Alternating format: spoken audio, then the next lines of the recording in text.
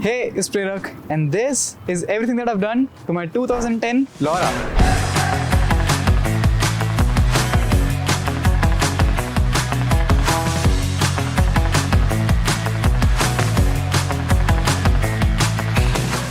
So the story begins in December of 2022. On 6th December 2022, we got this car. Now, I got this car only for one reason, that is to swap it with an all-wheel drive system. I was looking for a vehicle in which I could add an all-wheel drive system without cutting half of the chassis, and this was the best contender. And this showed up on sale at a workshop, and we went ahead and picked it up right away. It was very rough around the edges. Every panel either had a scratch or a dent in it. It had 122,000 kilometers, 1,22,000 kilometers on the odometer. So it was pretty worn out, and I took up the challenge to sort of restore it in its former glory or beyond that. So let's go over what all I've done to this car so far. Everything that I show in this video is not the final product of it, because a lot more has to come to this car, a lot more parts are waiting. So let's discuss the exterior mods first. The first thing that I did to this car were these 18-inch rims. I was really fond of these rims, I was really fond of this style. This was offered in the Audi A6 from 2013 to 2017, I believe, with the Matrix headlight. And at that time, I hadn't seen anyone put these wheels on a Laura. So when I got this car, I knew these were the wheels I wanted for them, and I just browsed OLX over and over. And one day I found out that someone in Delhi was selling their Audi A6 rims, so I bought them right away. I only had the cash for rims alone, so for I think 3-4 months, I just had the rims waiting. I was saving up for tires, and when I finally had the money, I slapped them onto the car and it looked really good.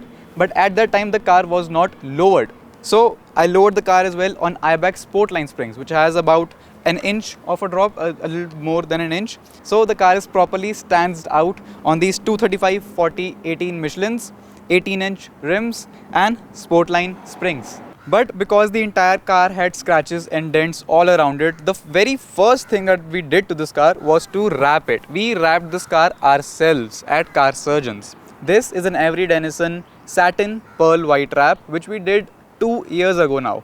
And it is starting to show its age. It is peeling off in multiple places, and it is time that we get rid of it. So I will be soon getting rid of the entire wrap, getting it painted in pearl white or race blue, which is the VRS's color. Moving on, I installed a VRS bumper and a VRS wing at the back. I think every Laura should get a VRS bumper. It really sets the tone for the car, because on the stock bumper, it is really blunt, not sporty at all. With the VRS bumper, the car changes entirely. It looks so much more sportier. They have such a great design with the VRS bumper. So I have actually recently added this, and it had been a long time coming. I have done almost every other thing on the car, and this is the latest addition probably.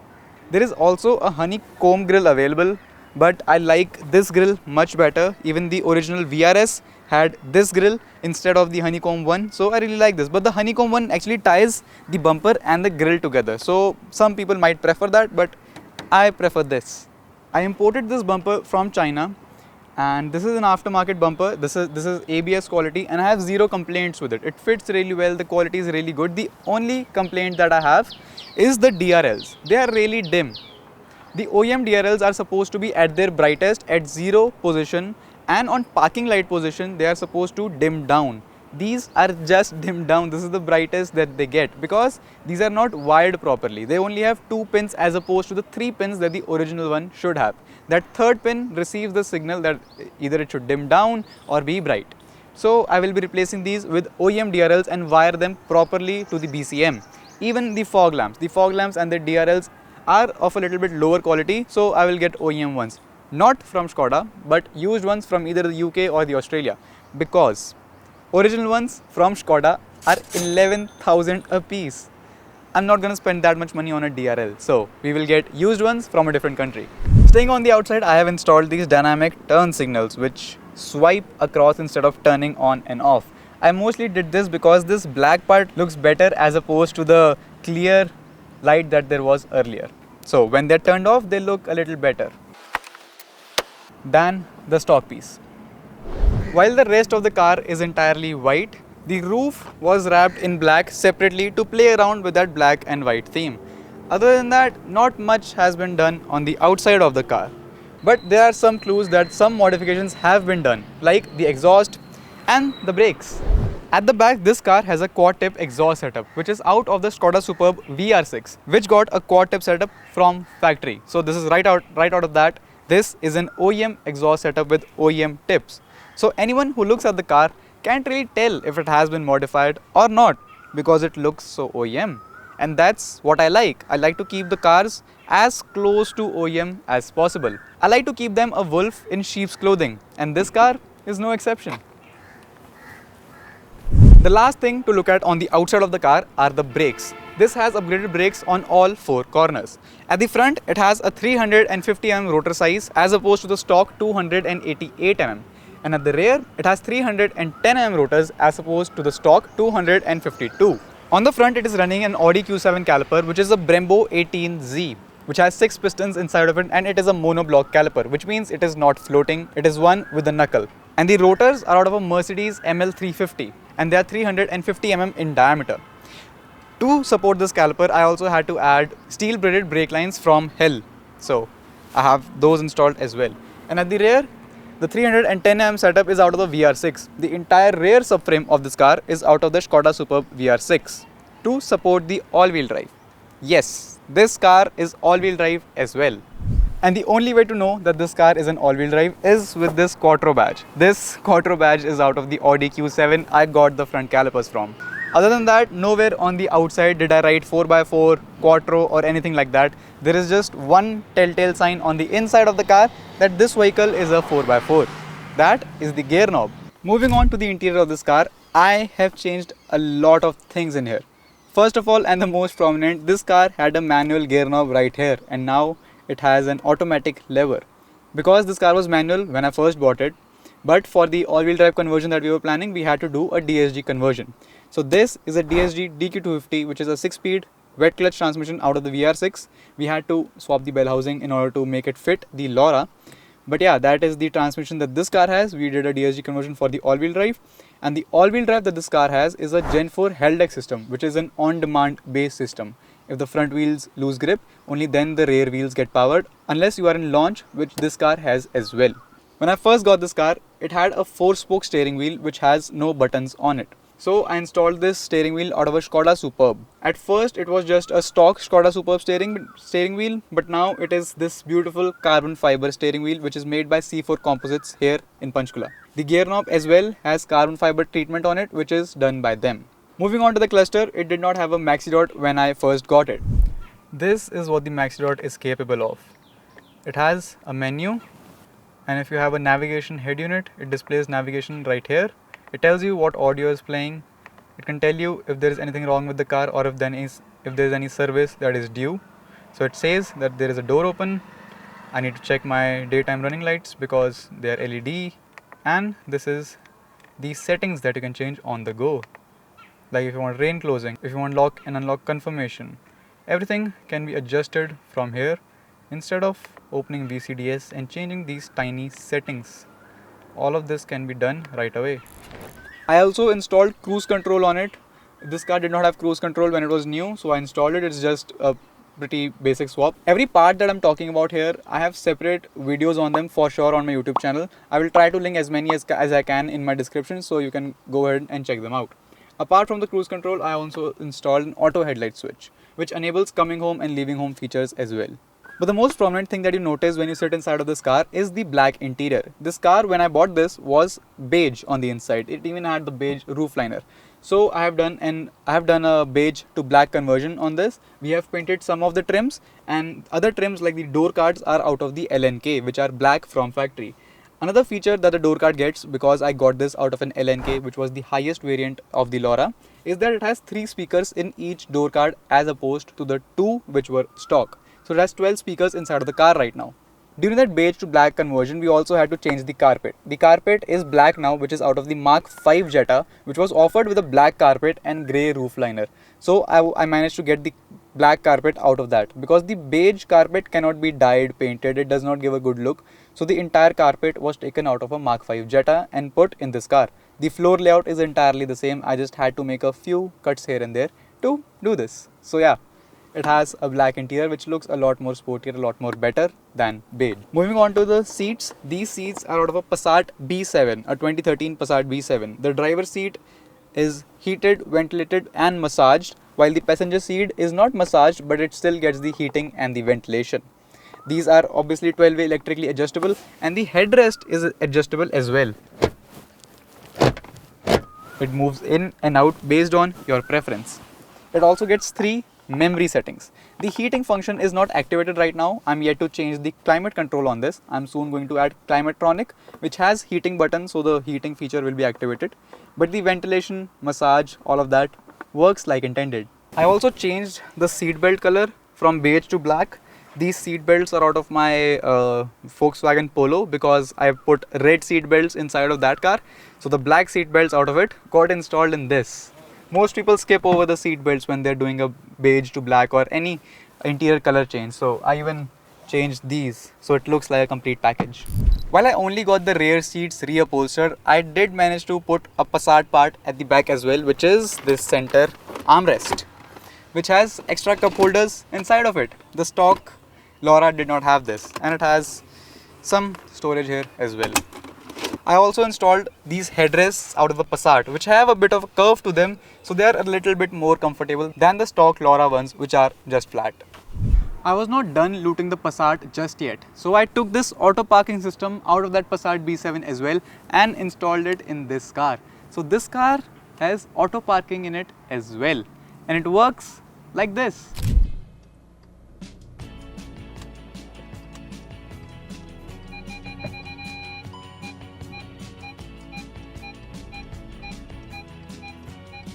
There is a progress bar on the right hand side which shows me how long I need to reverse for. When that progress bar ends, it will shine once and ask me to put it in drive. The steering has completely taken over itself. I'm not doing anything here.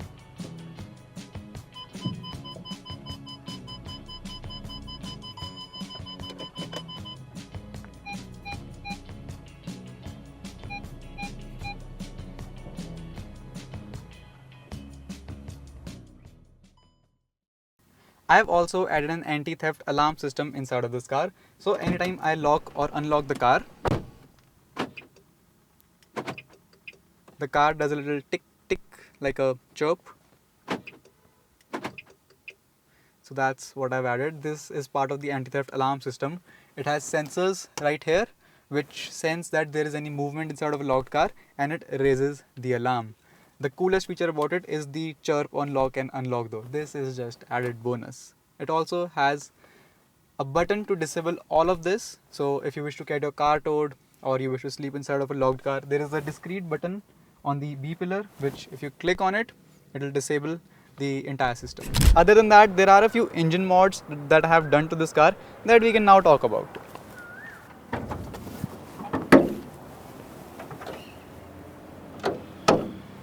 Under the hood of this car, I've added APR ignition coil packs, I've added a Forge Motorsport blow-off valve, and I've deleted the PCV system in place for a catch can, which helps a little bit with the valves. Because this car has direct injection, the valves never get a chance to get cleaned, so the catch can helps a little bit with that. It won't clean them, but it will save them from getting dirtier further. Anyway, the engine has to be opened up soon because the cylinder 2 is a little weak right now. That is why I've not done too many engine mods to this car or added power. I'll go to a stage 3 setup right away after rebuilding this engine with a little better internals. That is coming soon. This engine right here is an EA888 Gen 2, which is a successor to the EA113 1.8T that we find in the Mark 1 VRS, the Mark 1 Audi TT, the B5 A4. While that engine did not have that many oil issues, this has all of them. It picks up oil like nothing else after about 60 to 70,000 kilometers. It can happen prematurely as well because the design of the pistons and the ring itself is not that great. It was a flaw for this engine. The pistons, while they should be a circle, become oval or shrink a little bit and they let oil pass through. Even the rings let oil pass through and the engine starts to pick all the oil up, starts to burn it, and it starves on oil at some point. The timing chain is a major issue on this car as well, so it had many flaws.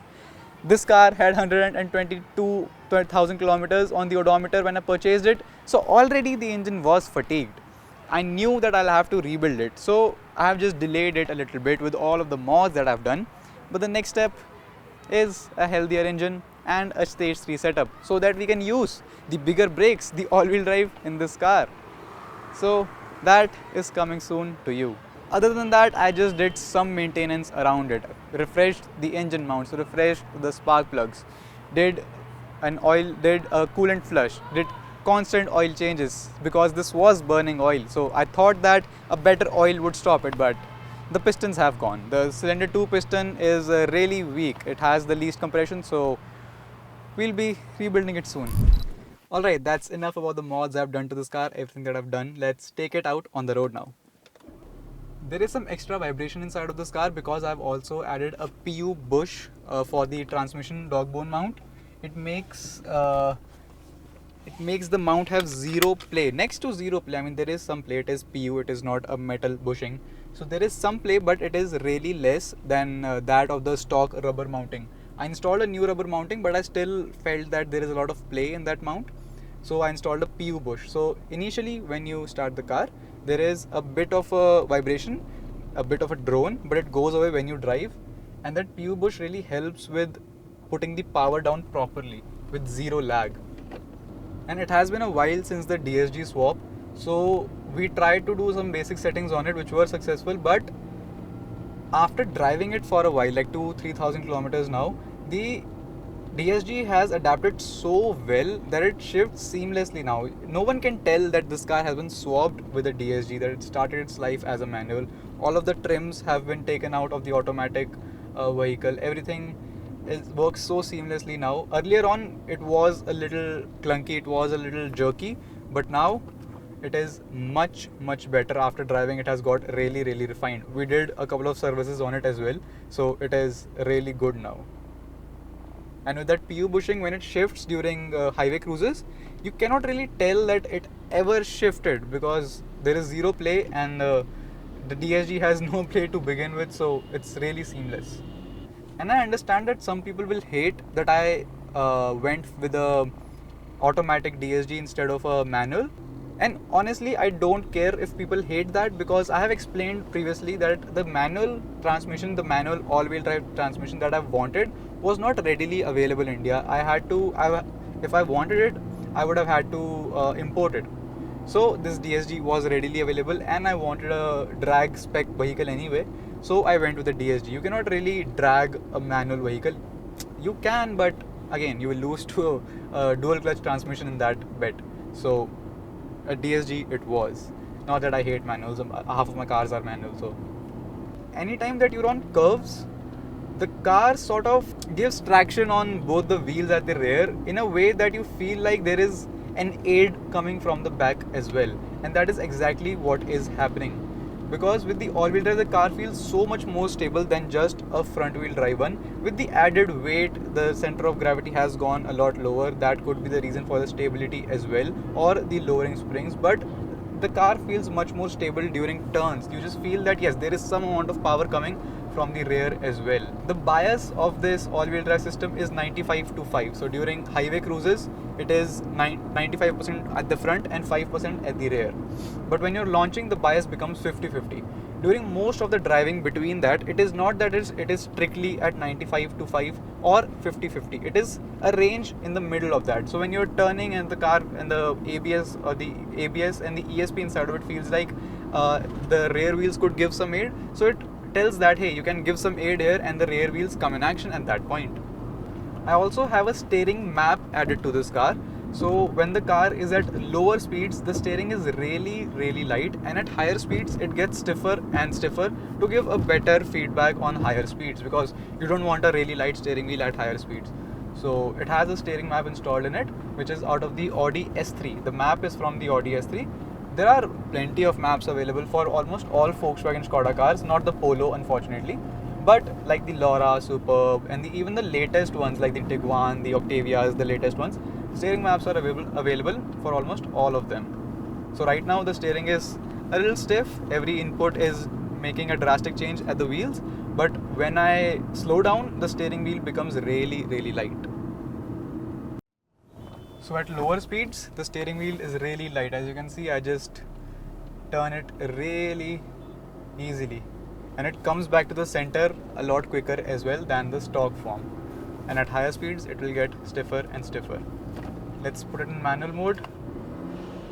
Downshift once. Let the ambulance pass. It wasn't an emergency though anyway.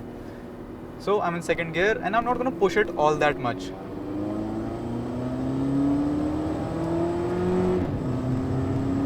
There is just zero lag from the DSG. And what even adds to that zero lag of the DSG is that PU push. And whenever I downshift, there is just no movement from the engine or the vehicle because there is no place to move. So there is no lag whatsoever. If you try to downshift in a vehicle which has rubber mounts at the bottom, at the dog bone, you will feel that yes, the DSG shifted a little bit, which delayed the shift just by that much. So if you notice again, it just shifts.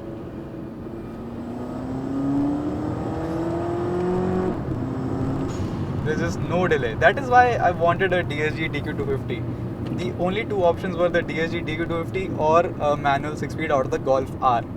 But I could not get the manual out of the Golf R. Maybe in the future we do that. Okay. It's warning me for coolant now. This is why it needs a rebuild. So I'll stop at the side of the road, add some coolant to it, which I'm carrying at the back, by the way. Good thing that this car has a huge boot. It has a lot of space at the back so that you can carry all of the essentials like oil and coolant. Just the Laura life. But once it has been rebuilt, all of this will go away. It won't be drinking coolant, it won't be drinking oil, so I can't wait to do that. Alright, that was a false alarm. We had coolant. Anyway, one thing I wish to talk about is the things that I would do differently if I were to build a car like this from scratch again, all over again. So when I started the all-wheel drive conversion, we did not have that much idea of what we were doing, the exact parts that were required. We knew some of it, we knew the basics of it, we knew the parts that we require out of what car, but we did not know how it all went together. So if I were to do it again, I would be a lot more efficient with it because it took us, I think, 4 months to do it. While it's not even like a 3-day job to do an all-wheel drive conversion if you know everything that you need and you have everything that you require. It's not even a 3-day job, and it took us 4 months because most of the times we had the part but it was not correct. Then we had to wait a lot of time to get that part. It would take weeks before the part would arrive and we could progress. So one thing that would change if I were to do this all over again is that it would be done within 2 or 3 days, the all-wheel drive swap. But to build a car like this, I would not purchase a car which is this much driven. You might think that, yeah, I'm going to rebuild the engine anyway, I'm going to rebuild the suspension anyway. The one thing that you do not realize is the chassis gets older as well.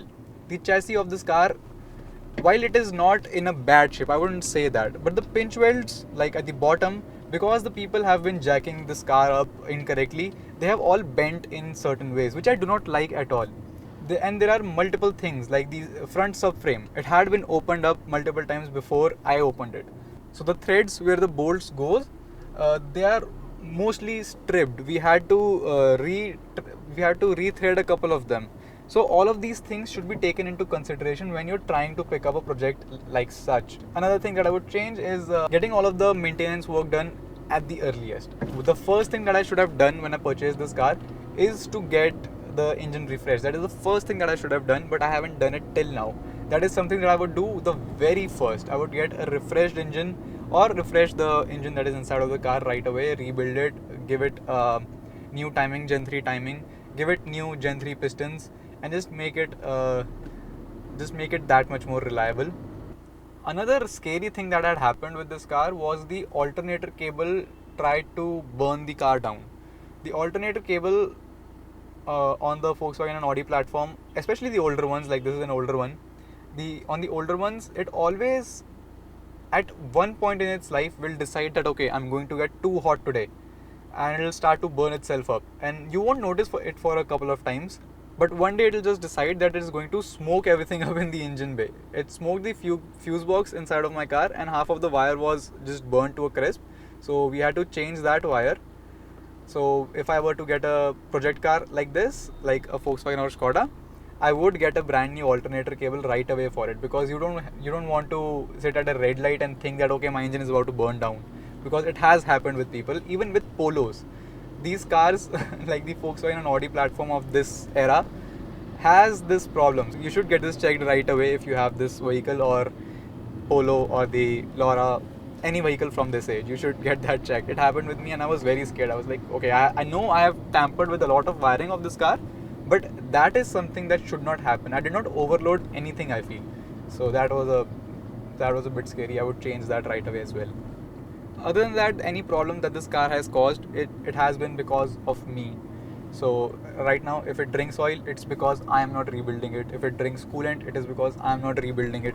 So if there is any other faults around the car, it is me. I am the culprit. So the engine is going to get rebuilt very soon, and I'm just collecting the money for it, because I don't want to just put stock internals back in. If I'm going to rebuild a stock engine, I might as well put better parts inside of it. The crankshaft is already forged. I might as well get forged con rods and pistons for it, because I do plan on taking to a stage 3 and pushing at least 350 horsepower, right?